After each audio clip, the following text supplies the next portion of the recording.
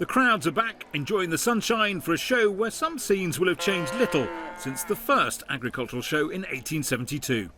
Well, the event has evolved to celebrate trades right across the county. It has, at its heart, always been a forum for family farming. Filled with pride alongside many other families, Louise Clark is part of a farm near Crediton celebrating its centenary this year. From April next year, if inheriting, the value of the farm is taken into account. The first £1 million or £2 million for jointly owned farms will be exempt from tax, before a 20% charge is applied.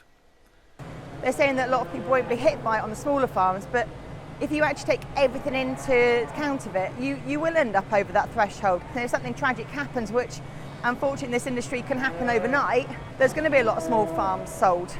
Also visiting this week, Axmore-based Aberdeen Angus beef farmer Oliver Edwards, who fears for the landscape his family and his grandparents have shaped since 1938. I've been farming for 45 years here with my wife, and I think this is the most frightening time in those 45 years is right now. His 600 acres includes a campsite and holiday cottages. Recently valued at more than £6 million, his family could face a tax bill of £600,000 to £800,000. Literally everything on the farm here, we are hand to mouth. A majority of farms are hand to mouth. We don't have a lot of money, capital tied up, but we don't make very much money at all. Enough to survive.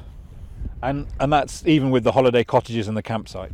Even with the holiday cottage and the campsite. He took part in the protest that blockaded Whitehall in February to press home what many see as the biggest threat family farmers have ever faced. I had been hoping to welcome the Secretary of State this morning. In contrast, the organisers of the Country Landowners Breakfast, which traditionally kick-starts the county show, were hoping to put similar concerns to a government minister, but no one from Labour responded to their invitations. What's so frustrating is that the measures that they've put in place thus far will not only not make them any more tax receipt, but it will completely dismantle huge swathes of our multi-generational land-based businesses. So it feels like no one is winning on this. And as your question about are they listening, well, the answer is no. The campaign for the protection of rural England in Devon fears the countryside is facing its biggest ever threat from new government policies that include targets for revising land use by 2050. But it came out for consultation with the headline, we're going to take 10% of agricultural land out of agriculture.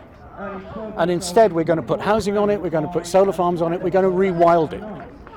Now, the implications of that to rural life, to the countryside, to agriculture, to food production are just immense. As idyllic as the weather is this year, it could lead to extra costs for farmers, posing further financial challenges.